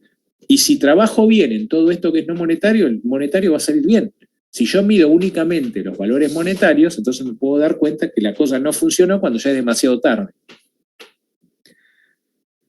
De intentar conseguir mayor participación en el mercado, intentar conseguir mayor participación en clientes. Bueno, ¿qué aquí analizaron las empresas que más éxito tienen? Que es mucho más costoso conquistar clientes nuevos que mantener a los que tienen. Entonces ya no hay que preocuparse tanto por conseguir nuevos si eso va a representar que sacrifique a los que tengo. Tengo que cuidar más a los que tengo, porque cuesta más conseguir uno nuevo que mantener al que tengo. Y lo que quiero es, si puedo, venderle incluso más al que tengo hoy. Pero lo importante es cuidar al que tengo hoy. Y obviamente tratar de conseguir clientes nuevos, pero no al precio de descuidar a los que tengo hoy. De concentrarse en los intereses de los accionistas a concentrarse en los intereses de todos los participantes del negocio. Bueno, ya hay una concepción clara de las empresas más exitosas de que la empresa tiene un equilibrio, donde tiene que contemplar los intereses de varios, yo les diría, los principales operadores, con los principales, a veces se los llama stakeholders, pero los principales, ¿con quiénes la empresa tiene que lograr relaciones sólidas, estables y duraderas? Con sus principales clientes, esencial. Que logre, si es posible, que sean clientes fieles, que sean sus clientes toda la vida. Pero para lograr eso también va a tener que lograr relaciones estables, sólidas, duraderas, con sus principales empleados, que son los que permiten justamente brindarle al cliente el mejor servicio posible. Entonces es fundamental el vínculo con los empleados. Pero también es fundamental, como dijimos hoy en las cadenas de valor, el vínculo con los proveedores, con los intermediarios comerciales, justamente para asegurar que los aceitados engranajes de todo el sistema permitan ofrecerle el mayor valor posible, el mayor beneficio posible a los clientes. Y también al mismo tiempo tiene que tener satisfechos a los inversores, o sea, a los que ofrecen, a los que están financiando el negocio, a los accionistas. Pero a los accionistas, a los inversores en general, hay que hacerles ver que si la empresa trabaja en el negocio, trabaja bien y tiene oportunidades de negocios, es hasta conveniente que no distribuya, por ejemplo, utilidades y que reinvierta las utilidades en la propia empresa, porque puede seguir creciendo y entonces el valor de la participación de los inversores es cada día más grande. La realidad es que si una empresa se concentra o le voy a dar todo a los clientes y descuida a sus empleados, bueno, ya se va a resentir el servicio. Si descuida a sus proveedores, y bueno, ya no se va a resentir también la producción y lo que se le puede otorgar a los clientes. Si descuida a los inversores, y bueno, ya no van a seguir invirtiendo y no van a poder aprovechar los nuevos negocios. Y este es un equilibrio dinámico que hay que mantenerlo en el tiempo y de manera permanente.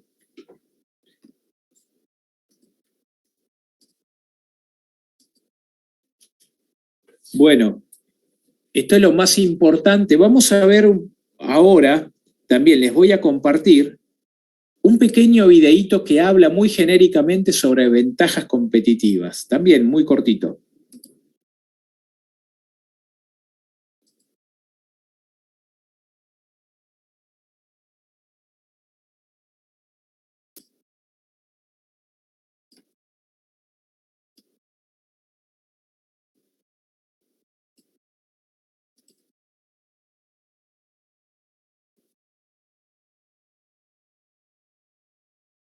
¿Lo pueden ver? ¿Pueden ver el video? Sí, sí, se ve.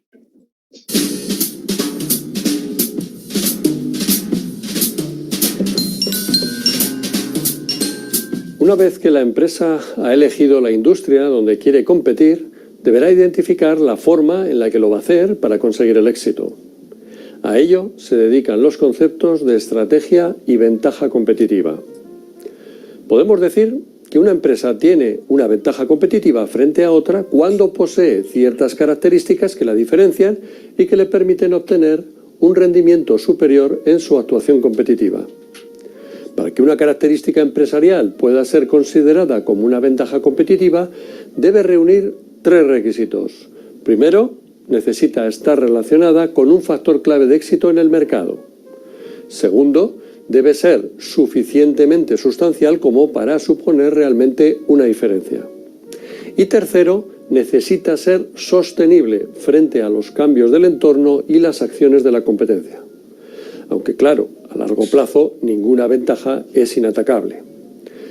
Pero las anteriores características solo constituyen una ventaja competitiva si se traducen en una mayor rentabilidad para la empresa.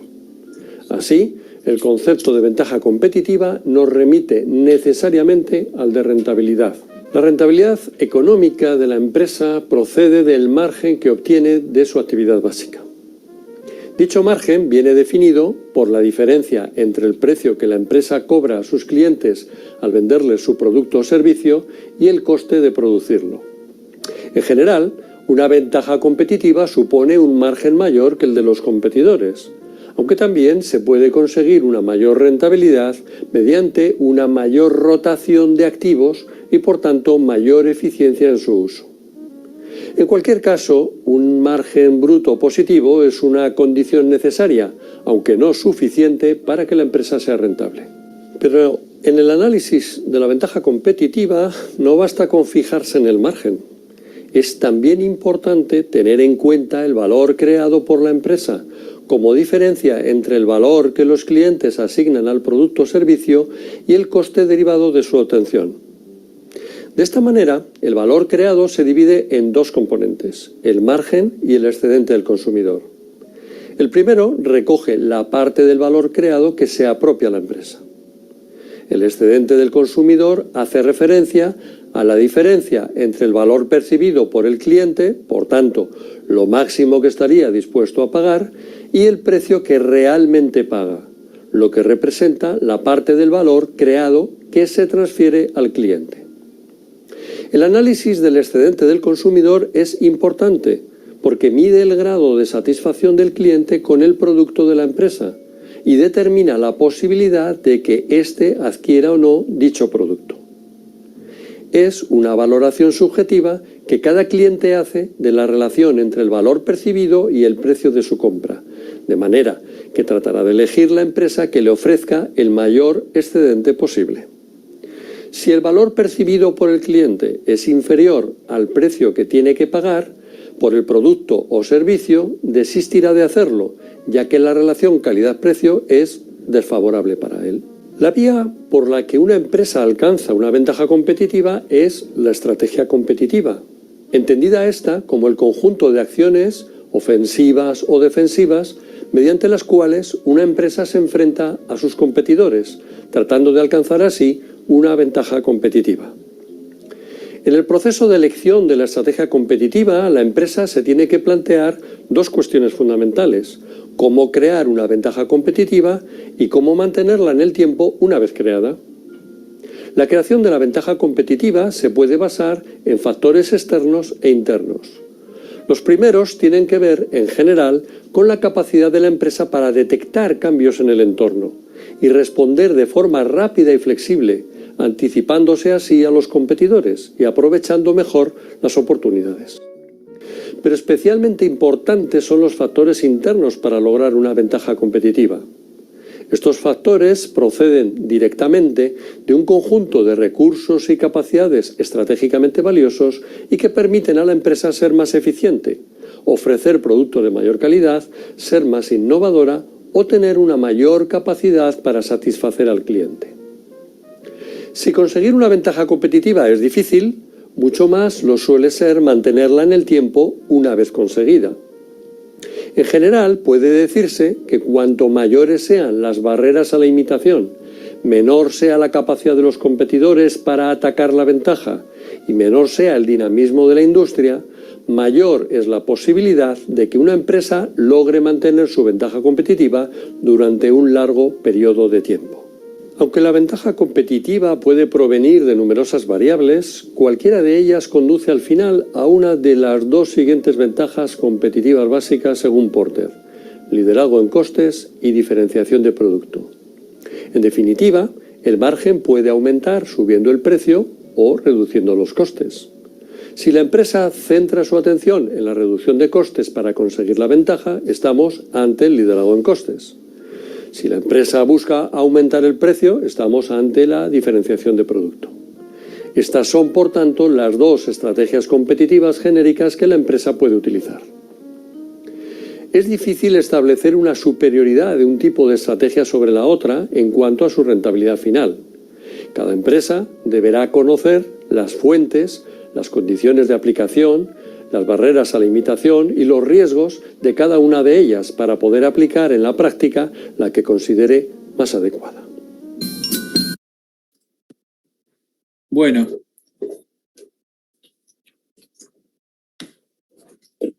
Esto es lo más importante referido a la estrategia clásica. Vamos a ver el concepto cadena de valor y, como ya les dije, vamos a ver algunas innovaciones en los conceptos estratégicos la próxima clase. Pero ahora les voy a compartir pantalla donde vamos a ver los principales aspectos de las cadenas de valor, sobre todo los principales aspectos que hacen a unas cadenas de valor, cadena de valor de negocio de producto que están bien conformadas. Lo que van a ver en el trabajo práctico 5.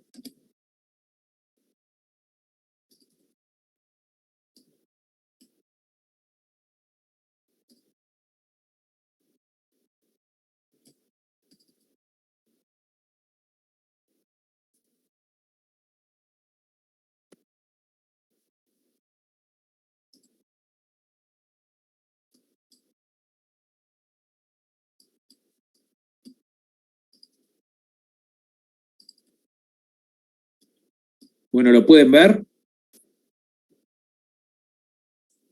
No, profe, no se ve. ¿No se ve?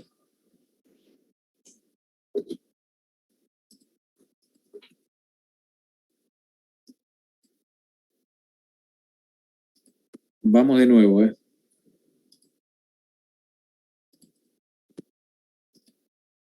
¿Ahora? Y ahora sí. Bueno, concepto de cadena de valor. Acá vamos a repetir algunos conceptos, pero vamos a ver los aspectos más importantes. Cadena de valor del producto o negocio. No hablamos de la cadena de valor interno, otra vez hablamos de la cadena de valor del producto o negocio. La sumatoria de las distintas cadenas de valor, como también de los distintos eslabones que la conforman. Participan una o varias empresas, ya sea a lo largo o a lo ancho del producto en cuestión.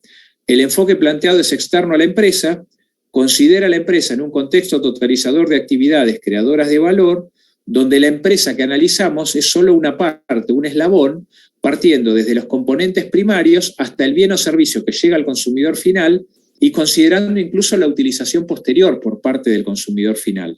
A eso llamamos cadena de valor. ¿Qué es importante en una cadena de valor? Porque las cadenas de valor existen per se. Va a haber empresas siempre que fabrican, otros intermediarios y otros que venden al consumidor final, y lo que hace el consumidor con el producto. Todo esto se puede manejar en forma independiente o en forma interdependiente. La virtud es cuando las empresas logran un vínculo, logran una interdependencia, logran generar una cadena de valor y un vínculo entre ellas, y entonces generan justamente lo que puede llamarse una ventaja competitiva de pertenecer a una cadena de valor, donde todos los aspectos de todos los que intervienen están contemplados, donde se busca que todos ganen algo, no necesariamente van a ganar todos lo mismo, pero todos van a ganar algo, y van a aceitar y definir lo que tiene que hacer cada uno dentro de todo el proceso para que llegue el producto de la mejor manera al consumidor final, de la manera más eficiente posible, compartiendo la información entre todos dentro de la cadena y permitiendo que el pertenecer a una cadena de valor sea beneficioso para todos. Esto no siempre se da. De hecho, la mayoría de las veces es difícil de conseguir porque las empresas actúan en forma independiente y no consiguen esta vinculación. Pero lo ideal y el negocio funciona mejor y puede lograr una ventaja competitiva a través de la coordinación de las cadenas de valor. Ustedes van a ver ejemplos de la cadena de valor del tomate, de la leche, de la carne, donde van a ver que algunos eslabones a veces no están adecuadamente contemplados por el resto de los eslabones, donde a veces se trabaja de una manera donde un eslabón quiere sacar el mayor beneficio a expensas de los otros eslabones de la cadena. Y en realidad cuando se trabaja bien en una cadena de valor, todos son conscientes de lo que mejor pueden hacer es trabajar bien entre ellos y en todo caso competir con otras cadenas, con empresas de otras cadenas de valor. Esto es básicamente lo que vamos a analizar, sintéticamente es lo que les acabo de comentar, y ustedes lo van a ver específicamente en los trabajos prácticos y en diferentes ejemplos de cadena de valor de diferentes productos. Incluso van a ver un índice, el IPOD, que es un indicador, índice de precios de origen y destino. Después vamos a hablar un poquito más respecto a eso en la próxima clase. Pero lo van a ver también para ver en cuánto varía y cuánto se modifica desde que un producto llega como para venderse, termina de fabricarse o de obtenerse a partir de materia prima y llega al consumidor final, la diferencia de precio que surge entre que el producto está ya listo y que llega al consumidor final. Esta es la cadena de valor de la empresa, ya la vimos, es la cadena de valor de Porter, ya la conocen, ya la vieron antes. Porter la definía como el conjunto interrelacionado de actividades desempeñadas internamente por una empresa para diseñar, producir, llevar al mercado, entregar y apoyar sus productos o servicios y sus interacciones o eslabones. Eso es lo que en 1985 Porter escribió en el libro Estrategia Competitiva como cadena de valor, planteado como para identificar ventajas competitivas internamente. En cambio, cuando hablamos de cadena de valor del producto, ya dijimos que el enfoque es externo a la empresa y que la empresa es solamente un eslabón dentro del conjunto. Cuando hablamos de una cadena de valor adecuadamente conformada en los términos que comentamos hoy, hablamos de una red estratégica de empresas independientes e interdependientes, que va a estar conformada por productores, procesadores, mayoristas, minoristas, que reconocen la conveniencia de trabajar juntos para identificar objetivos estratégicos. Están dispuestos a compartir los riesgos y los beneficios que esto conlleva y a invertir tiempo, energía y recursos para realizar el trabajo articulado, porque esto requiere compartir información y además reunirse para ver para ir monitoreando cómo le está yendo a cada una y para que la actuación conjunta se pueda lograr y beneficiosa para todos. El propósito primario siempre va a ser responder a las necesidades del mercado a través de la cooperación, comunicación y coordinación. Esto implica que normalmente el que debe regular cómo va a funcionar la cadena, normalmente es el que está más cerca del consumidor. Tiene que haber compromiso de todos los participantes en controlar los factores que afectan a la calidad y consistencia del producto, coordinar todas las actividades que se tienen que desarrollar hasta que el producto pueda llegar al consumidor y los servicios que se aplican después también. La producción, el procesamiento, la distribución, publicidad, exposiciones, estrategia de comunicación en general.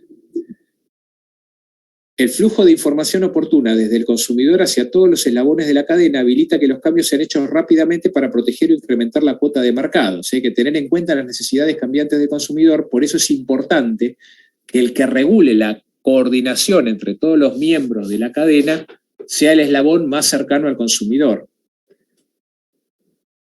Ofrece la oportunidad de negociar entre los miembros de la cadena de valor objetivos y metas comunes, elaborar una estrategia común para toda la cadena, un sistema de monitoreo de lo acordado en toda la cadena, Y trabajar con confianza y cooperación. La rivalidad ya no se va a dar entre las empresas que forman parte de la cadena de valor. En todo caso, rivalizarán con otras cadenas o contra otras empresas independientes que no forman parte de la cadena de valor. Implica altos niveles de confianza entre las partes de la alianza. No hay espacio para una actitud de rivalidad entre los integrantes de la cadena. La competencia por precio y condiciones de entrega no se da entre los miembros de la alianza, sí contra otros productores, procesadores o distribuidores que estén por fuera de la cadena de valor. Entonces, es un marco de referencia o estructura para mejorar la comunicación y coordinación de las transacciones de negocios. La alianza con otras empresas en la cadena de valor del producto ayuda a los negocios individuales para alcanzar metas que no podrían alcanzar por sí solos. Y una cadena de valor exitosa proporciona una ventaja competitiva en el mercado. Pertenecer a esa cadena de valor me permite ganar más que otras empresas que no forman parte de la cadena de valor. Y una oportunidad de mantener la ventaja a través de responder a las necesidades del mercado. Hay que tener en cuenta en las cadenas de valor, bueno, todos los aspectos que hay que coordinar entre todos los miembros de la cadena, las necesidades del consumidor, la calidad del producto, los tiempos de entrega, los mecanismos de retroalimentación, las características del producto y del mercado. Bueno, todas estas cuestiones tienen que estar conocidas y coordinadas para ver de qué se va a ocupar cada uno dentro de la cadena de valor.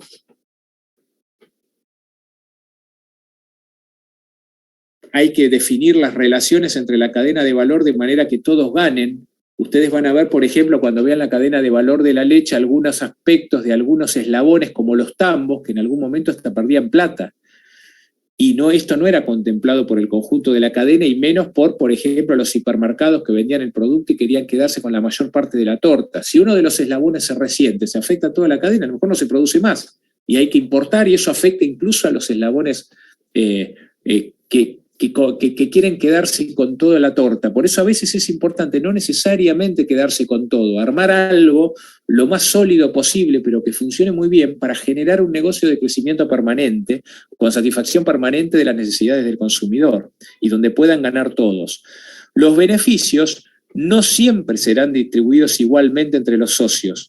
La parte que llevan una porción más grande del riesgo o emprenden una cuota más grande de la inversión son generalmente recompensados con una cuota más grande de retorno. Normalmente los eslabones que están más cerca del consumidor ganan más que los eslabones anteriores.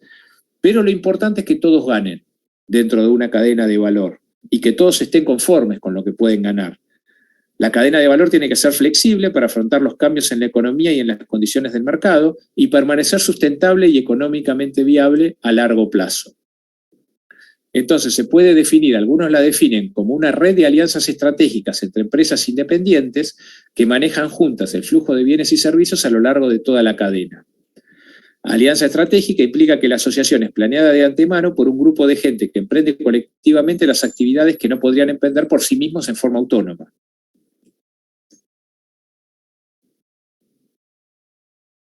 Entre las consideraciones organizacionales claves para construir una cadena de valor exitosa, establecer objetivos comunes, manejar los flujos de información, evaluar el desempeño de manera permanente para que se vea que todos están funcionando bien, existencias de beneficios palpables para todos los participantes, win-win, o sea que todos ganen dentro de la cadena, construir confianza y establecer relaciones de trabajo cooperativas. ¿Cómo y dónde iniciar una cadena de valor? Todo indicaría que el que inicia esté en el eslabón que le toque, siempre debería estar lo más cerca posible del consumidor para entender lo que el consumidor necesita.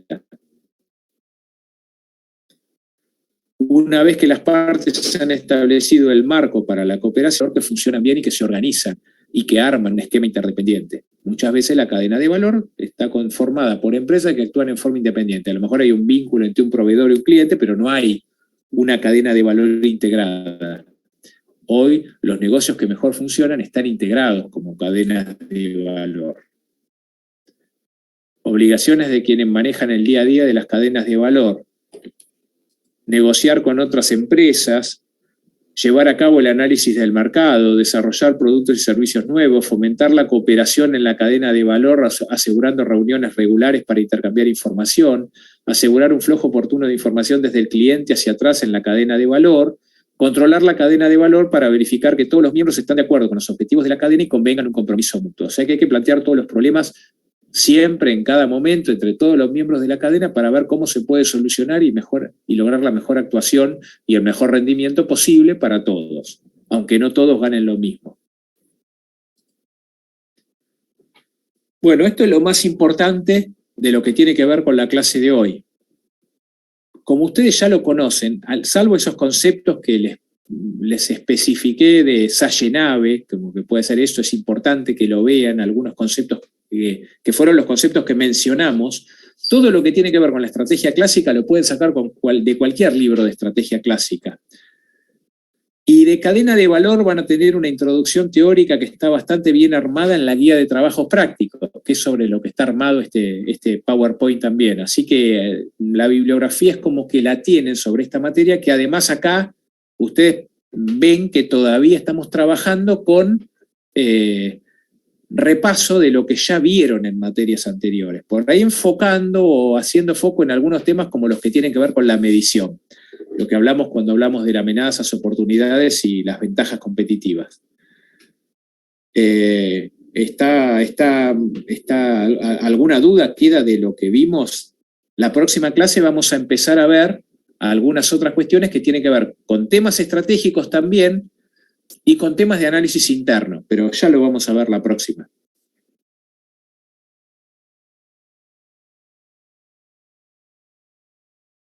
Bueno, nos vemos entonces el próximo jueves. Dale, Bueno, profe, profe, gracias. gracias.